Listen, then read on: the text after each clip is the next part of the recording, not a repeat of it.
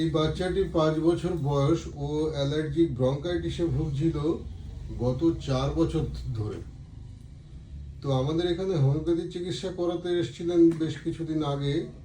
চিকিৎসা করানোর পরে ও 2বার কি 3বার ওষুধ খেয়েছে। ওষুধ খাওয়ার পরে ও কেমন আছে আর কি কি প্রবলেম ছিল ওর বাবার কাছ থেকে আমরা শুনবো। কি কি প্রবলেম ছিল বলুন তো? নমস্কার। ও প্রতিনিয়ত নাক থেকে মানে সর্দি বেরো আসতো, আর কাশি, এবং মারাত্মক কাশি, কাশতে কাশতে বমি করে দিত, এরকম কন্ডিশন ছিল। এবং সেটা রোজই হতো, এই নয় যে একদিন বা সপ্তাহে একদিন হচ্ছে, প্রায় রোজই হতো। এবং এটা বেশি ইম্প্যাক্ট ছিল যে সকালের দিকে ভোর ঘুম থেকে যখন উঠতো তখনই একটা হতো, শুতে যাওয়ার সময়, আর খেতে মানে রাতের দিকে হতো।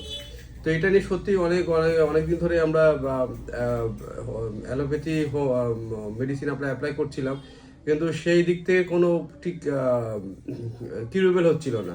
তো সেক্ষেত্রে আমরা তখন স্যারের নাম্বারটা পাই, এবং সেক্ষেত্রে আমরা কন্ট্যাক্ট করি, এবং সেক্ষেত্রে তার সে যা প্রেসক্রাইব করেছিল উইদিন অলমোস্ট 1.5 মাসের মতো কন্টিনিউ করেছিলাম, এবং মানে গুড রেজাল্ট আমরা নোটিস করেছি। এবং এখন তো সেরকম কোনো সর্দি নেই, আপনার কাশি নেই।